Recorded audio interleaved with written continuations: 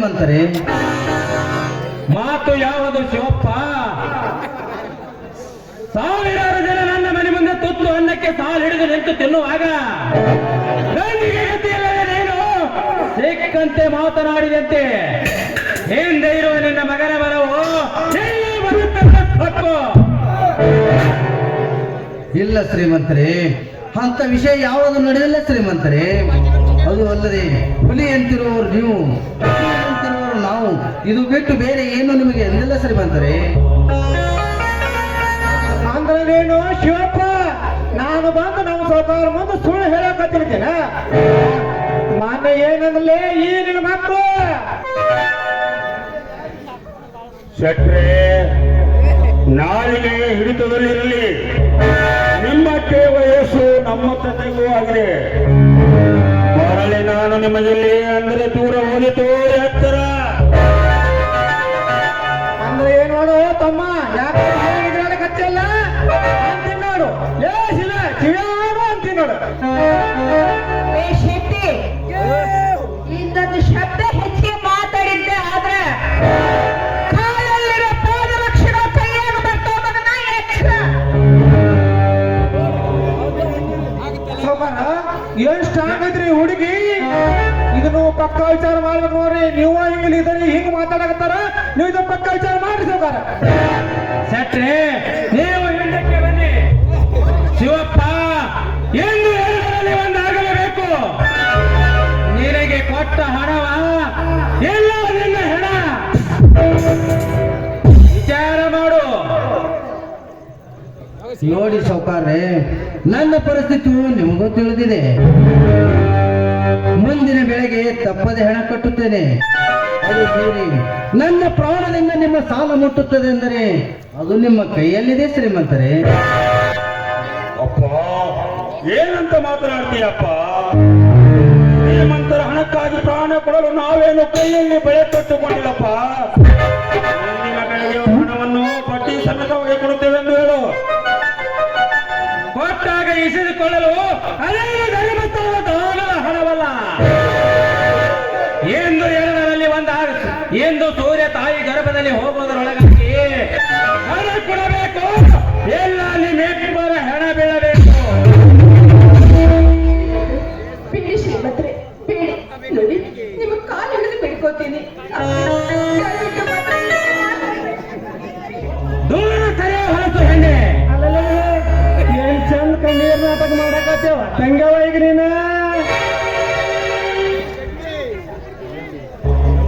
ಶೆಟ್ಟಿ, ಮಾತು ನೆಟ್ಟಗಿರಲಿ. ಇನ್ನು 15 ದಿನಗಳಲ್ಲಿ ನಿಮ್ಮ ಸರವನ್ನು ತಂದು ಕೊಡುತ್ತೇವೆ. ಸಾವುಕಾರೆ, ಅದಕ್ಕೂ ಮೀರಿ ಏನು ಮಾಡ್ಕೊಂತೀರೋ ಮಾಡ್ಕೋರಿ. ಹೊಲದ ಪತ್ರಕ್ಕೆ ಮಾತ್ರ ಸಹಿ ಹಾಕುವುದಿಲ್ಲ. ನಿನಗೇಕೆ ಬೇಕೋ ಈ ಹೊಲದ ವಿಷಯ? ನಿನ್ನ ಜನ್ಮಕ್ಕೆ ಕಾರಣ ಓಸು ನೀನು.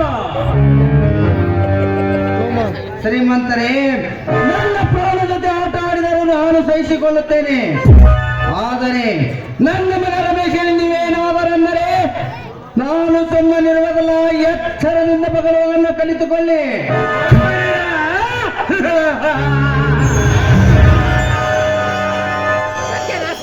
ಶಿವಪ್ಪ, ನಿನಗೇಕೆ ಈ ಪಾಪದ ಪಿಂಡಿಗೆ ಕೂಸಿಗೆ ಕರುಣೆ? ಯಾವ ಜನ್ಮಕ್ಕೆ ಕಾರಣ ಗೊತ್ತಿಲ್ಲದ ಸೋಳೆ ಮಗ ಈ ಶಿವಪ್ಪ, ಈ ರಮೇಶ. ದುಷ್ಟ ಸೂಳೆ ಮಗನೇ ಶ್ರೀಮಂತ, ನನ್ನ ಹೆತ್ತವರ ಬಗ್ಗೆ ಮಾತನಾಡಿದೆಯ ದುಷ್ಟ ಸೂಳೆ ಮಗನೇ. ಮುಗೀತು ನಿನ್ನ ಕತೆ.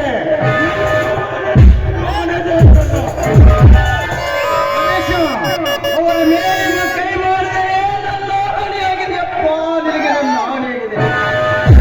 ಅಪ್ಪ, ಎಂಥ ಕೆಲಸ ಮಾಡಿಬಿಟ್ಟಿಯಪ್ಪ. ಇಂಥ ಪಾಪಿ ನನ್ನ ಮಕ್ಕಳು ಈ ಭೂಮಿಯ ಮೇಲೆ ಬದುಕಲೇಬಾರದು. ಇವರಿಂದ ಎಷ್ಟೋ ಬಡ ಕುಟುಂಬಗಳು ಬೀದಿ ಪಾಲಾಗಿ ನಾಯಿಯಂತೆ ತಿರುಗುತ್ತಿವೆ. ಇಂಥವರಿಂದ ನಮಗೇನಾಗಬೇಕಾಗಿದೆಯಪ್ಪ?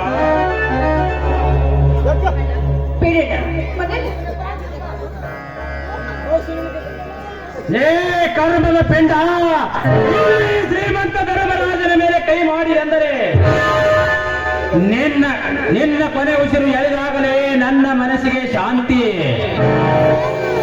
ಶಿವ್ಯ, ಪುಣ್ಯ ಹುಡುಗನನ್ನು ಬೆಳೆಸಿ ಪಂಚಸ್ತರಕ್ಕೆ ಇಳಿದಿ ಆ ಮಗನೇ. ಕರಿಯ ಮರಿಯ ಕಟ್ಟ ಹಾಕರಲೇ ಬಡನಾಯಿಗಳನ್ನು. ಸಾವುಕಾರ ಕರ್ಕೊಂಡ್ ಬರ್ತೀನಿ ಕರಿಯ ಮತ್ತು ಮರಿಯಾಗ ಬರ್ರಿ.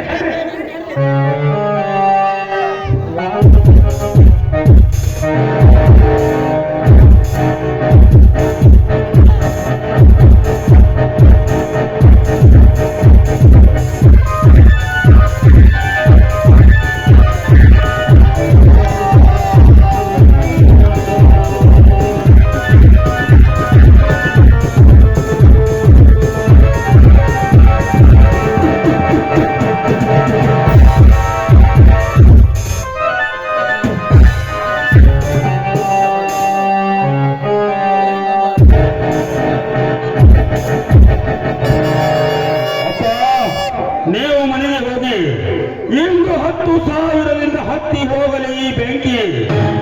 ಹತ್ತಿದ ಬೆಂಕಿಗೆ 10 ಹೇಳುವುದನ್ನು ಸರಿ, ನಾನು ಹಿಂದೆ ಸರಿಯಲಾರೆ. ಬೇಡಪ್ಪ ರಮೇಶ, ನಮಗೇಕೆ ಬೇಕೋ ಶ್ರೀಮಂತರ ಗೊಡವೆ? ಶ್ರೀಮಂತರ ಕಾಲಿಗೆ ಬಿದ್ದು ಕ್ಷಮೆ ಕೇಳು. ನಮಗೆ ಏಕೆ ಬೇಕಪ್ಪ ಇಂಥ ದುಷ್ಟರ ಸಹವಾಸ? ಹೌದಣ್ಣ, ಅಪ್ಪ ಹೇಳ್ತಾರ ಮಾತು ನಿಜ ಇದೆ. ಇಲ್ಲಿಗೆ ಕೂತಲ್ ಬೇಡ. ನೋಡಿ ಶ್ರೀಮಂತ್ರಿ, ಕೈ ಮುಗಿದು ಬೇಡ್ಕೋತೀನಿ. ಇಲ್ಲಿ ನಡೆದ ವಿಷಯವನ್ನ ಇಲ್ಲೇ ಮರೆತು ನಮ್ಮ ದಯವಿಟ್ಟು ಕ್ಷಮಿಸ್ಬಿಡಿ ಶ್ರೀಮಂತ್ರಿ, ದೂರ ಸರಿಯ ಬೇಕಾದರೆ ನೀನು ಮೈ ಮಾರಿ ಹಣ ತಂದು ಕಟ್ಟು ಬಿಡಿಸಿಕೊಂಡು ಹೋಗೋ ನಿಮ್ಮ ಅಣ್ಣನನ್ನು. ಏನೆಂದರೆ ದುಷ್ಟ ಸೂಳೆ ಮಗನೇ, ಯಾವ ಗಂಡುಗಲಿ ಸಿಂಧೂರ ಹುಲಿ ತನ್ನ ತಂಗಿಯ ಸೇಡಿಗಾಗಿ ರುಂಡವನ್ನು ಚಂಡಾಡಿದನ, ಅದೇ ರೀತಿ ನಿನ್ನ ರುಂಡ ಕತ್ತರಿಸಿ ನಮ್ಮೂರ ಕಸಿ ಬಾಗಿಲಿಗೆ ತೋರಣ ಕಟ್ತೀನಿ.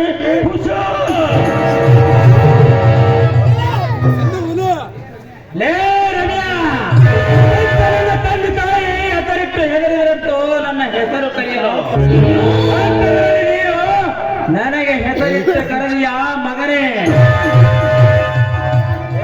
ಲೇ ಕರಿಯ ಮರಿಯ, ಕಟ್ಟಿ ಹಾಕೋ ಈ ಬಡನಾಯಿಗಳನ್ನು.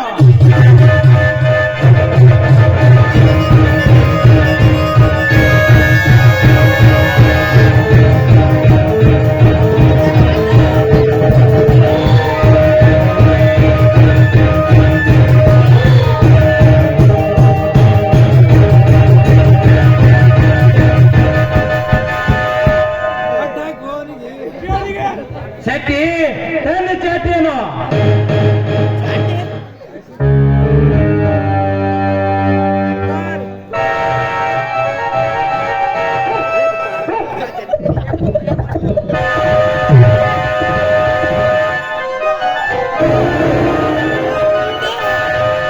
ಶ್ರೀಮಂತ್ರಿ, ದಯವಿಟ್ಟು ನಿಮ್ಮ ಕೈ ಮುಗಿದು ಬಿಡ್ಕೋತೀನಿ. ಹೊಡಿಬೇಡಿ ನನ್ನ ಅಣ್ಣನನ್ನ, ಹೊಡಿಬೇಡಿ. ಹೋಗಿ ಸರಿಯೇ ಹೊಲಸು ಹೆಣ್ಣೆ. ನಿನಗೆ ನಿನ್ನ ಅಣ್ಣ ಬೇಕಾದರೆ ನಿನ್ನ ಮನೆ ಮಾಡಿ ನನ್ನ ಹಣ ತಂದು ಕೊಟ್ಟು ಬೆಳೆಸಿಕೊಂಡು ಹೋಗು ನಿಮ್ಮ ಅಣ್ಣನನ್ನ. ಲೇ ಧರ್ಮ್ಯ,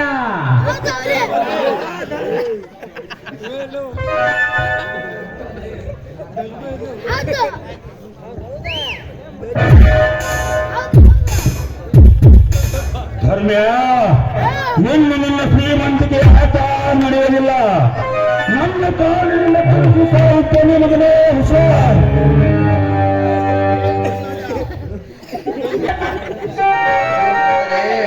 ನಿಮ್ಮ ತಂದೆಯ ಕಾಲದಿಂದ ಬಂದ ನಾವು ಬಡವರೆಂದರೆ ತಮ್ಮ ಹೊಟ್ಟೆಯಲ್ಲಿ ಹುಟ್ಟಿದ ಮಕ್ಕಳಕ್ಕಿಂತ ಹೆಚ್ಚಾಗಿ ಕಾಣೋರು ಹೊಟ್ಟೆಯಲ್ಲಿ. ನಿನ್ನಂತ ದುಷ್ಕರ್ಮಿ ಹುಟ್ಟಿದೆ ಅಂದರೆ ನನಗೇ ನಾಚಿಕೆಯಾಗುತ್ತದೆ. ಲೇ ಸಿರಿಯ,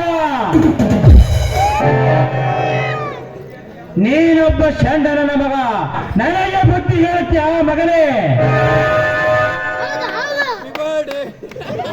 ಧರ್ಮ್ಯ, ನೀನ್ಯಾವ ಗಂಡಸಲೇ ಚಂಡನ ಹಾಗೆ ನನ್ನನ್ನು ಕಟ್ಟಿ ಹಾಕಿ ವಯಸ್ಸಾದ ನನ್ನ ತಂದೆಯ ಮೇಲೆ ಪೌರುಷ ತೋರಿಸುವ ನೀನು ಗಂಡಸಲ್ಲಲೇ.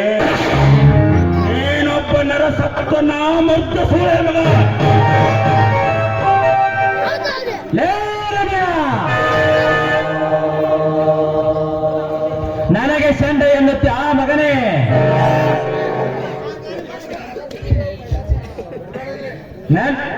ನನಗೆ ಚಂಡನೆನ್ನುತ್ತೆ ಆ ಮಗನೇ. ನನಗೆ ತಪ್ಪಿದ್ದಲ್ಲ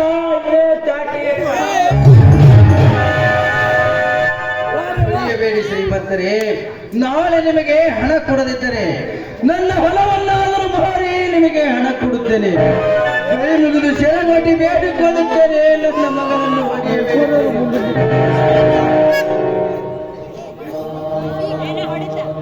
ಅಪ್ಪ,